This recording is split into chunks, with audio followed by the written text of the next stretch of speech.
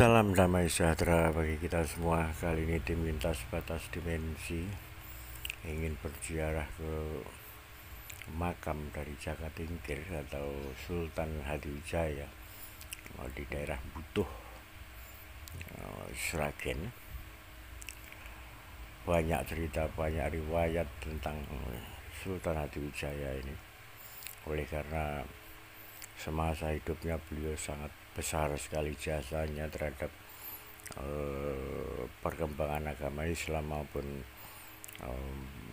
raja-raja setelahnya, karena beliau dari keturunan beliau menurunkan banyak sekali ulama-ulama, dan salah satu diantaranya konon Gus Dur pun masih keturunan dari Jaka Tingkir, dari Hasyim Asy'ari. Dan ada cerita juga tentang Gus Baha yang saat ini sedang viral-viralnya di media online, juga keturunan dari Jaka Tingkir ini, dan banyak ulama-ulama yang lainnya yang mempunyai garis keturunan dari Jaka Tingkir. Semasa beliau masih memimpin kerajaan Pajang dulu, beliau sangat berjasa sekali atas pendirian kerajaan atau keraton Kota Gede yang awalnya dipimpin oleh Ki Ageng Pemanan. Ki Ageng Pemanan ini adalah cucu dari Ki Ageng Selo yang berada di Purwodadi, Grobogan. Dan sepeninggal Ki Ageng Pemanan diserahkan kepada anaknya yang bernama Danang Sutawijaya yang pada akhirnya bergelar Panembahan Senopati Ngalogo. Namun ironisnya Jaka Tingkir atau Sultan Hadiwijaya ini yang pada akhir dari masa kepemerintahannya di Pajang diberontak, atau bukan diberontak tapi diperangi sendiri oleh Danang Sutawijaya atau Panembahan Senopati yang notabene sebenarnya dianggap anak sendiri oleh Jaka Tingkir atau oleh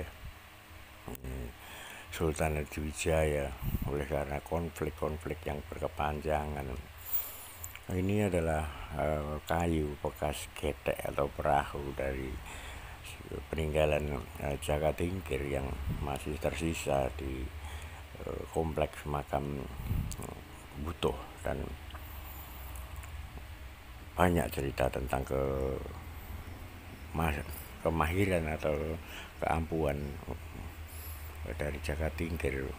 Oleh karena itu Jaka Tingkir masa kecilnya dulu juga gemar bertapa, gemar berguru pada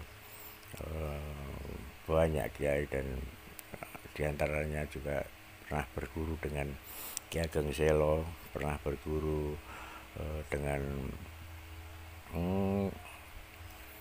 wali songo yang terutama Sunan Kalijaga. Beliau sangat masyhur sekali, namun mungkin tidak banyak yang tahu sisi kehidupan beliau semasa akhir hayatnya, yang mana beliau berperang melawan Danang Sutawijaya, dan beliau merasa kewalahan, dan sepulang dari berperang beliau singgah di daerah Prambanan, dan karena mungkin kecapean atau terluka beliau sehingga menarik pasukannya untuk pulang ke Pajang, yang kebetulan rumah saya juga di sekitaran Pajang, bekas keraton dari Sultan Hadiwijaya ini. Namun sebenarnya sisa-sisa yang asli dari keraton Pajang ini sendiri sudah tidak ada. Yang ada sekarang adalah bangunan yang sudah direka ulang oleh mungkin para anak cucunya atau para pemerhati dari terah keturunan Pajang. Ada juga menurut Gus Dur di daerah Lamongan yang konon juga dimakamkan di daerah Lamongan. Dipercaya juga makam Jaka Tingkir, namun menurut yang sebenarnya adalah di Butuh ini, karena sejarah panjang Jaka Tingkir ini juga berada di Butuh, dan anak cucunya dan istrinya juga dimakamkan di Butuh Sragen ini. Sungguh ironis sebenarnya, karena beliau yang dulu memberikan tanah Merdikan yang pada akhirnya berdiri Keraton Mataram, dan dari Mataram pula beliau diberontak dan akhirnya dijatuhkan. Sebentar saya wawancara. Minta izin Ibu. Minta izin ya. Iya. Dengan Ibu siapa? Saya Bu Saryati, Mas. Dari Sragen Sinasa, Pak. Mana? Ada apa, Mas? Nek ini saya suruh menjelaskan, Bang, saya tidak tahu walaupun saya punya trust ini. Berarti Dulu pernah saya ditekani orang misterius, saya juga tidak tahu. Saya juga tidak kenal sama orang itu juga tidak kenal sama saya, karena saya ditanya, Ibu punya trust ini ya? Enggak, saya tidak tahu. Saya orang desa. Tapi ternyata orang itu bilang, saya kesini cari bunda. Iya, cuma itu. Terus suka cari bunda siapa? Ya bunda penjenengan. Karena eyang itu aku suruh nemuin jenengan. Waktu itu habis mau maghrib, saya suruh nemuin bunda. Bunda itu punya turunan Brazil. Ya.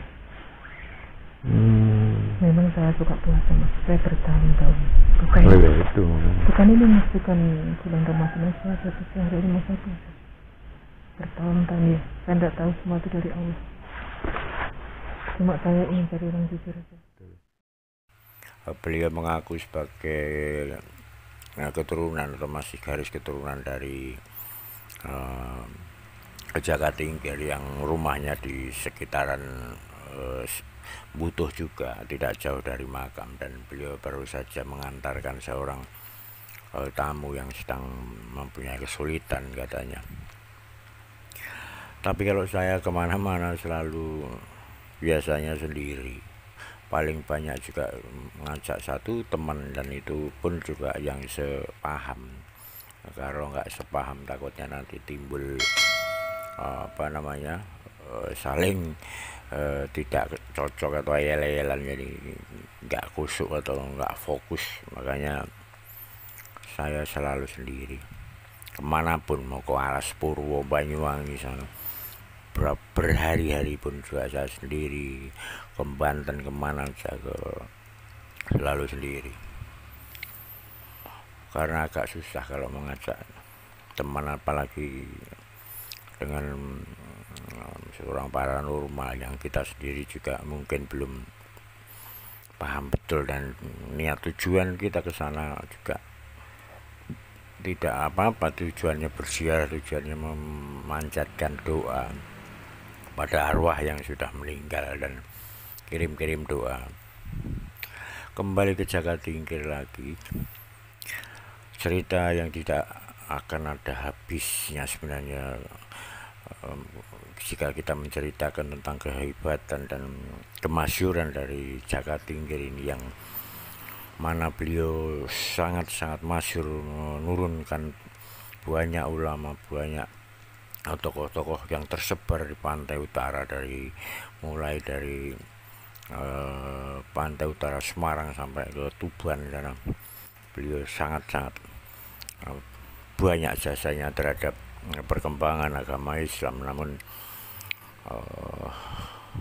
itu tadi, ini sedikit ironis, beliau yang jasanya besar sekali akhirnya diturunkan atau diperangi sendiri oleh orang yang dianggap sebagai anak angkat dan beliau mengalah, dan beliau akhirnya jatuh sakit dan wafat, dan tidak dimakamkan di sekitaran Imogiri, karena di Imogiri kan Trah Mataram yang pro dengan Mataram kota gede. Beliau memilih tempat di jauh dari keramaian, yaitu di Butuh Sragen, dan tidak dimakamkan seperti halnya raja-raja Jawa pada umumnya. Dan mungkin inilah politik, mungkin inilah sejarah yang digariskan untuk seorang yang sangat besar jasanya, dan dengan kerendahan hati beliau juga memilih tempat untuk dimakamkan di tempat yang sangat jauh dari keramaian. Mungkin demikian dulu tim lintas batas dimensi, banyak kekurangan, maaf dan terima kasih.